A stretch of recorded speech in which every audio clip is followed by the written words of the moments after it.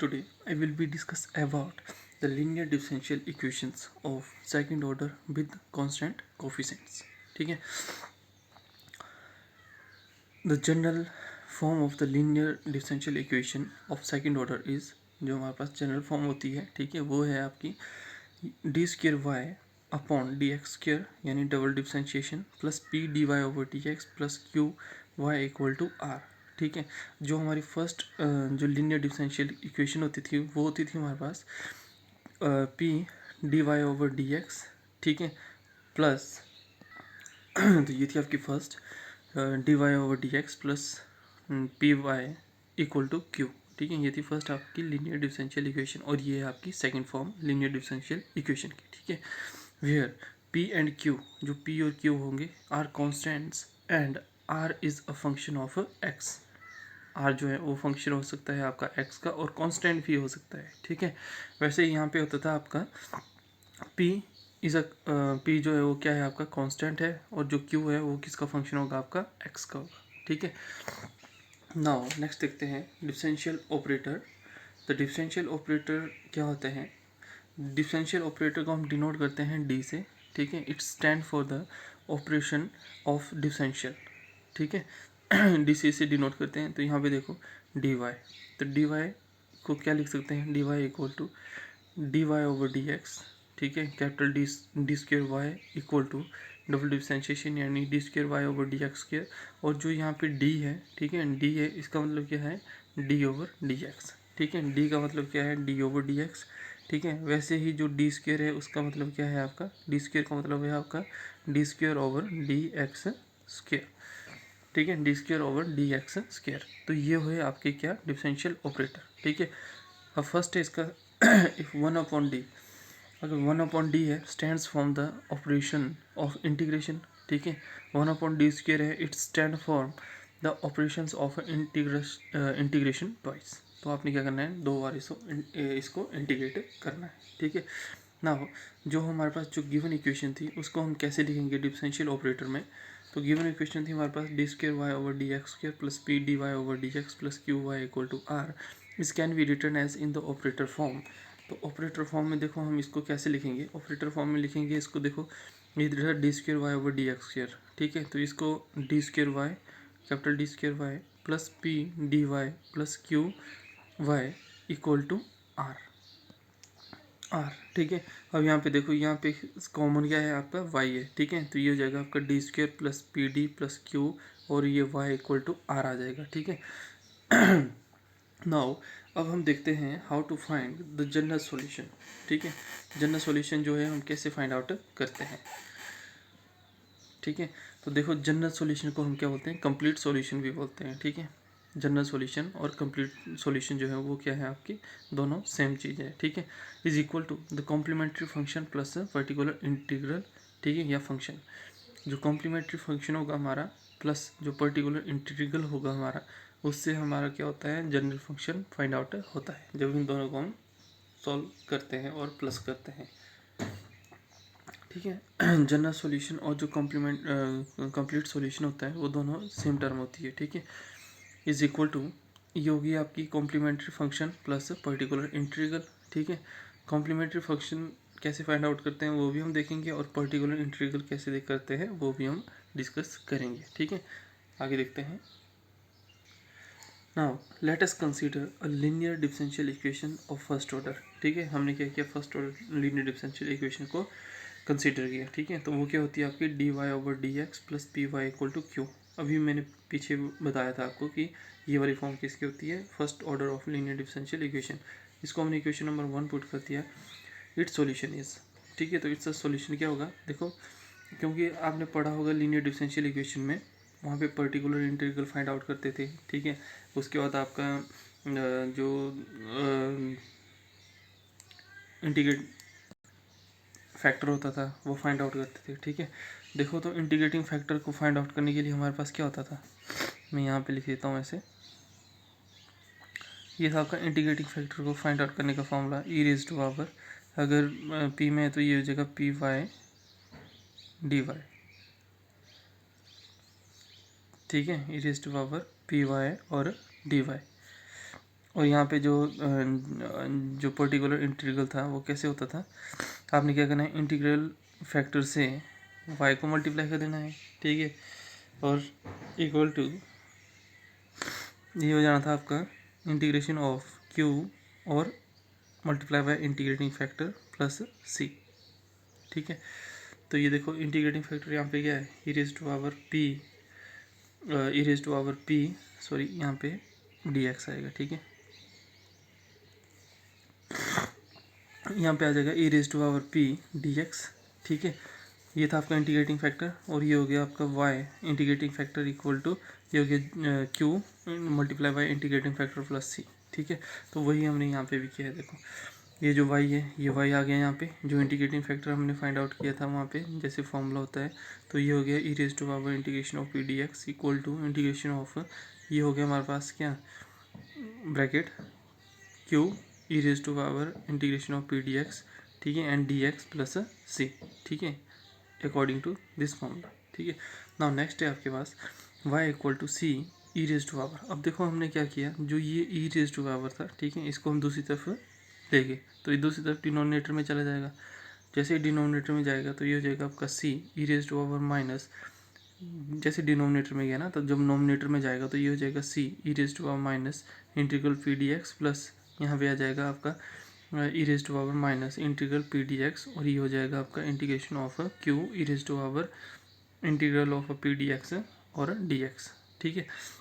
अब हम क्या करते हैं, यहाँ पे जो ये वाली टर्म है इसको हम u मान लेते हैं, जो ये वाली टर्म है इसको हम पूरे को v मान लेते हैं, ठीक है। तो y equal to C you plus V, इसको हम इक्वेशन नंबर 2 पुट कर देंगे। फिर u equal to this and v equal to this, ठीक है। u क्या है हमारे पास e raise to power minus integral p D x, और v क्या है हमारे पास integral e raise to power minus यानी exponential minus integral of P D x, ठीक है, और integral of q E raise to power p D x और डी एक्स, ठीक है। फर्स्ट है now differentiating you equal to, इसको हम क्या करेंगे with respect to X differentiate करेंगे, तो हमारे पास देखो क्या आ जाएगा, ये हो जाएगा आपका D you over D X with respect to X है, और ये हो जाएगा equal to E raise to power, क्योंकि डिफरेंशिएशन ऑफ जो एक्सपोनेंशियल फंक्शन होता है वो क्या होती है, पहले एज इट इज़ वही फंक्शन होता है, जो फिर उसके बाद क्या होता है, जो उसकी पावर है वो क्या हो जाएगी, डिफरेंशिएट हो जाएगी, ठीक है। तो यहाँ पे देखो ये हो जाएगा e raise to power minus integral p D x, ठीक है, और ये पी माइनस का पी कैसे है, उसके बाद देखो हमारे पास क्या हो जाएगा, ये हो जाएगा आपके पास यहाँ पे लिख रहा हूँ मैं, ये हो जाएगा आपका differentiation of integral p D x, ठीक है, differentiation of minus integral p D x. तो आपको पता है कि डिफरेंशिएशन से इंटीग्रेशन कैंसिल हो जाती है, तो हमारे पास क्या बचेगा, सिर्फ माइनस क्या बोलते हैं माइनस पी बचेगा, ठीक है। तो इसको हम लिख सकते हैं minus p e raise to power minus integral p D x, और ये हो जाएगा आपका माइनस पी यू, क्योंकि यू हमने क्या पुट किया था, e raise to power minus integral of P D x, ये हमने यू पुट किया था, ठीक है। तो ये जो है ये आ जाएगा आपका, ये हो जाएगा आपका, जब इसको इस तरफ ले आएंगे तो ये हो जाएगा d you over D x plus p u equal to q आ जाएगा, ठीक है। और जो यू है उसको हमने क्या किया, d over D x, u को हमने क्या करते हैं c you plus c u put कर दिया, ठीक है। तो यहाँ पे पी और सी यू आ जाएगा इक्वल टू 0 आ जाएगा। नाउ जो अब ये क्या है, इक्वेशन नंबर सेकंड है, तो इक्वेशन नंबर सेकंड को हम जब डिफरेंशिएट करेंगे तो हमारे पास क्या आएगा, यहाँ पे देखते हैं। जैसे हम equation number second, this is equation number first, ठीक है, और इस is equation number second. Equation number second को जब हम डिफरेंशिएट करते हैं तो हमारे पास देखो क्या आ जाएगा, v इक्वल टू, v क्या है ये वाला पार्ट, ठीक है, not equation number second, but ये था आपका फर्स्ट पार्ट और ये था आपका सेकंड पार्ट, ठीक है। तो ये जो सेकंड पार्ट है आपका ये एज इट इज ही रहेगा यहाँ पे, ठीक है।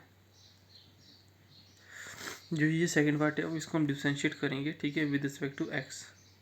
तो यहाँ पे क्या जो होगा हमारा D V over D x equal to integral, ये देखो यहाँ पे क्या है क्यू, यहाँ पे हमारा क्या लग जाएगा, यहाँ पे प्रोडक्ट फॉर्मूला लग जाएगा। तो प्रोडक्ट फॉर्मूला आपको पता होना चाहिए कि क्या होता है प्रोडक्ट फॉर्मूला।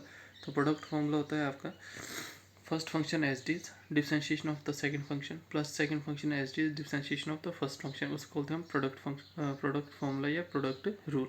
तो यहाँ पे देखो, यहाँ पे हम क्या करते हैं, इसको फर्स्ट फंक्शन मान लेते हैं, इसको हम सेकंड फंक्शन मान लेते हैं, ठीक है।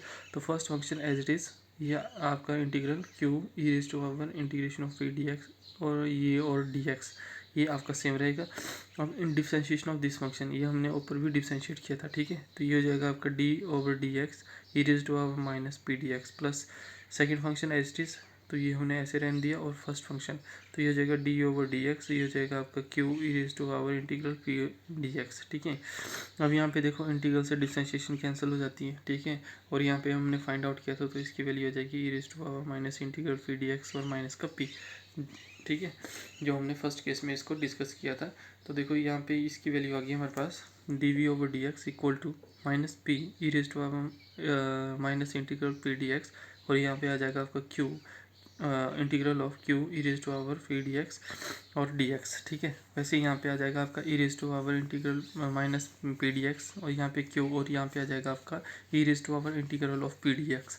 अब यहाँ पे देखो ये क्या होता है, अगर माइनस a है, लेट अस सपोज हमने यहाँ पे अपनी तरफ से लिया है और a है, देखो यहाँ पे माइनस में है और यहाँ पे प्लस में, और क्या है, सेम पावर है, ठीक है।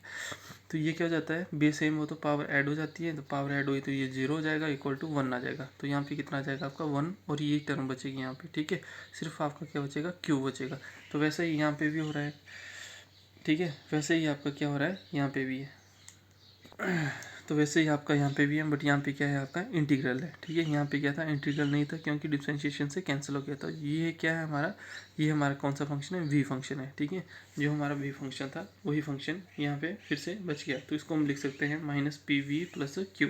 तो dv/dx हमारे पास क्या आ गया, equal to minus p v plus q आ गया, ठीक है।